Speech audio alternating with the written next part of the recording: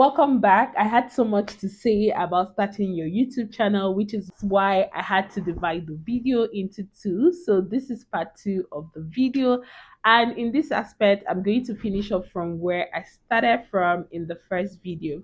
The next item on my list is about consistency. Before we start, can we just take a minute to distinguish between consistency and frequency?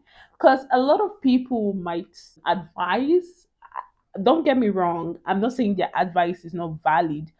I'm just saying when it comes to consistency, you just have to find what works for you.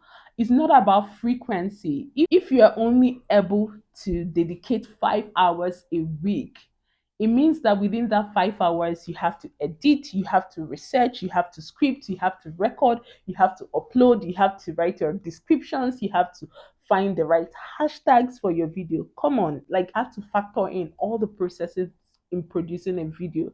So here you have to decide what your consistency plan is. So in doing this, it's also good for you to conduct a time assessment based on other personal commitment that you have. I mean, at this point, I would also say that you may have to make sacrifices. You have to let go of some things and focus on the things that are important to you, such as YouTube. If you have a 9 to 5, I mean, your 9 to 5 is very, very important. Like the video I posted before this one, you would see that I was braiding my hair while I was making that video. The reason is this: I realized I may not have the time to record the video after braiding my hair, so I just thought of just combining the two to just get it done.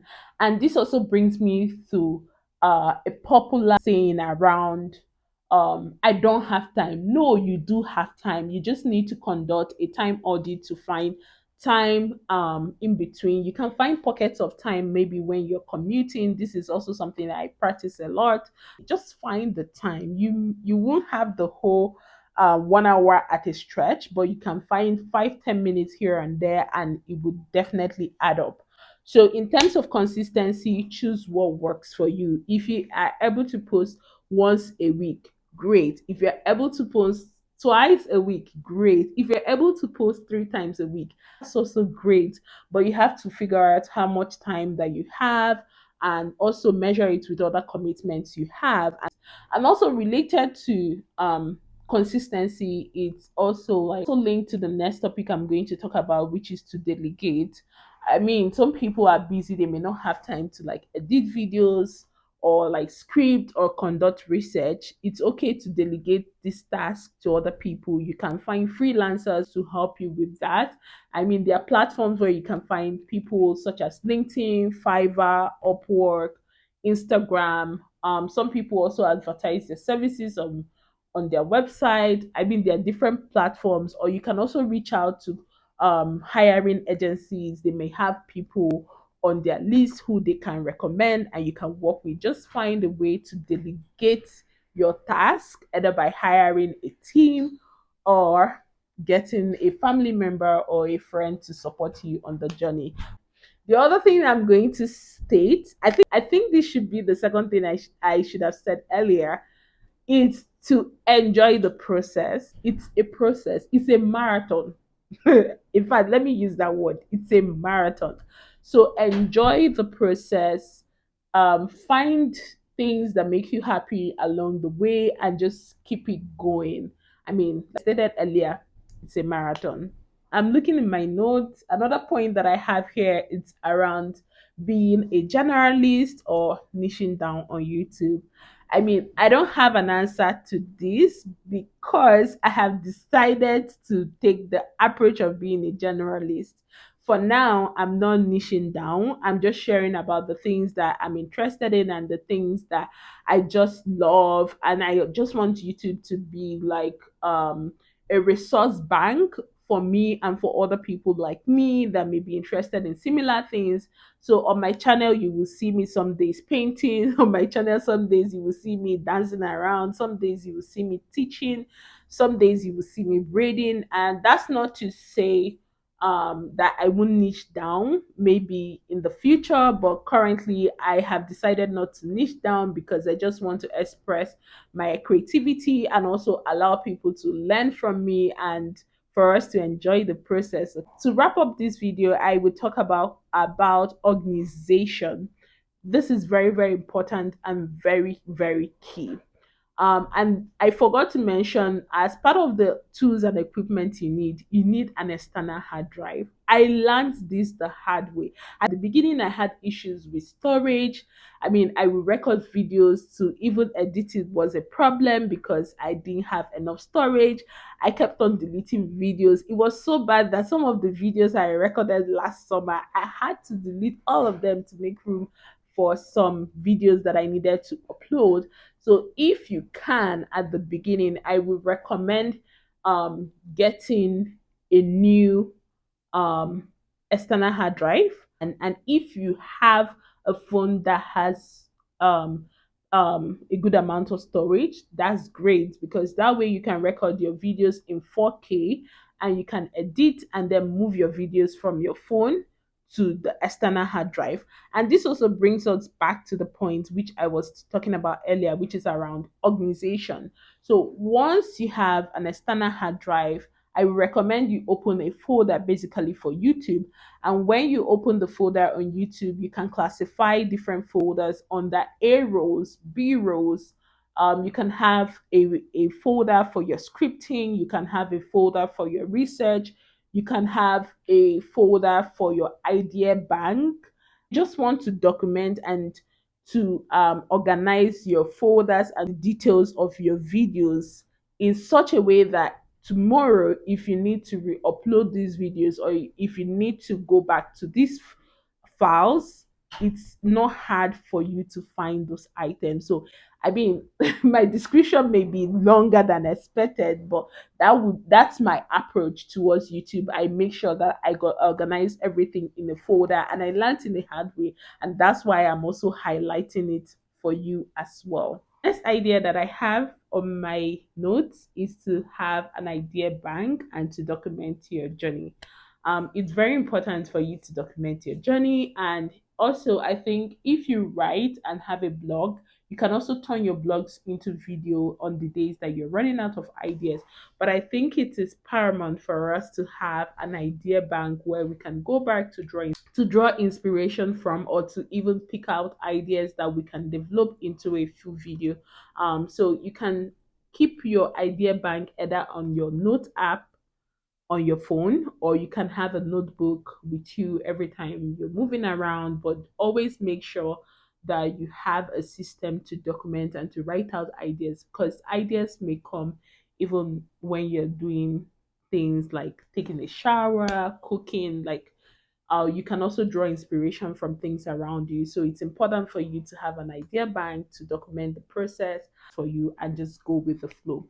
So the next idea that I have here on my note is around recording videos. So when it comes to recording videos, make sure that you've made adequate plans before you start recording, which also involve like conducting your research, scripting your videos, using different platforms such as Google Trends, TubeBuddy, vidIQ to like search out topics, to find hashtags, and also make sure that even as you're producing a video, it answers the current questions that people have. In recording videos, I think it's also important before you record, like if you're recording outdoors, like to research about the venue, interesting things that you may want to highlight in those videos.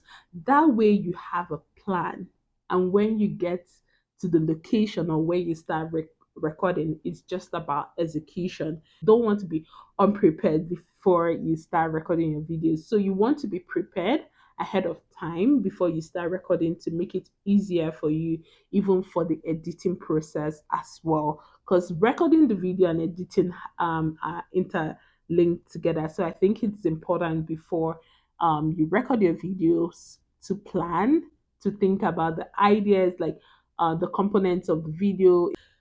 In terms of writing your description and hashtag, I will recommend you just develop a system, like a template that works. If you look at some of my videos, you will see that there are certain things you will see on my videos, such as timestamp. I mean, it's a template I've already developed. The first component of my description is just to give a brief background about the video. The next is the timestamp. There are a few things I would change, but there are a few items on the description that will remain the same, such as like the camera I use, the editing app, which is InShot. Social media links will always be my description. All you just need to do is to develop a template and you just modify certain things, not everything as needed. But it's good to just have a template that way you can copy and paste and then modify. The other thing that I have here is around editing. You can outsource your editing to an editor, like a video editor. I haven't done that, so I won't be able to recommend or to share what has worked for me. But I use InShot as the editing app, and I've been using InShot since 2022. I mean, I'm open to learning about new softwares, but I'm just like InShot is working for me, so I may just as well stick to InShot. There are various editing apps that you can use. When I downloaded InShot, I paid for the one-time access, so I don't have to pay every month. Like, this is not in any way advertising the company. I mean, that's what I use. There are other editing softwares that you can use, such as CapCut. You can also use iMovie. You just find what works for you. The other thing I wanted to talk about is how to record your videos. So I currently have an Apple Watch and I have an Apple phone. So using my Apple Watch makes it easier for me to record my videos. So with my Apple Watch, I'm able to check if I'm positioned properly, if I need to adjust anything while I'm recording videos. I mean, this is optional, but I think you have an option to connect your iPhone, for instance, to Zoom. Just find what works in terms of recording videos, because you want to make sure that you're aligned into the frame when you're recording videos. I'm looking to my note to see if I have anything left. Hmm. I think we have covered everything except one, except two things. So, as you're creating videos, remember that it's important for you to prioritize your health. Very, very important. Health is wealth. And here, I'm not just talking about exercising, it also entails like sleeping well, making sure you're getting the adequate number of sleep that you need to be well rested, making sure you're eating healthy, making sure like you take time off, in order not to be burnt out. Like, I know sometimes we may be so dedicated, like we want to be consistent to post that video, for instance, if we have decided that we want to post one video every week. But even if there is a week you are not able to post a video because you're tired, you're overwhelmed due to other personal engagement or other reasons, remember it's okay to take a break. If you can take a break for 1 week, 2 weeks, 3 weeks, take as much break that you need to. But once you're well rested, you can come back. I mean, everybody's definition of wellness is different, but make sure that you prioritize your health while you're on this journey. The final point that I have here written down in my notes may not be applicable to everyone, but the place of my faith is also important in this journey. And if you're a Christian, remember that it's important for you to commit your activities and all your endeavors around YouTube and in life in God's hands and allow God to direct your path. In general, aside from all these points that I have shared, I think you should just work around the things you can control. There may be times that things may not work out the way you have planned it. It's okay. Just make sure that you have done everything within your control and just keep going. Keep going, because there are days that things will not work the way you plan. I'm telling you from experience. Just make sure that you're doing your bit and you're working around the things within your control. Once you've done your best, just keep going. Embrace failure. Yeah. Embrace failure. Failure is part of the process. It will teach you a whole lot. I mean, failure is research. Like, when you fail at a thing, it would help you to go back, um reflect, take out lessons, and by the time you do it the next time, you will see that you have improved from the previous time. So Don't be afraid to fail, okay? But just keep going. And this is not to say that you fail, though. No, I'm just like highlighting a few things that I think it's important for us to bear in mind. Don't forget to just include the link to your channel in the description. I would love to subscribe to everyone's channel watching this video that has started out a new channel. But with this, we've come to the end of the video. I hope you had a wonderful time watching this video.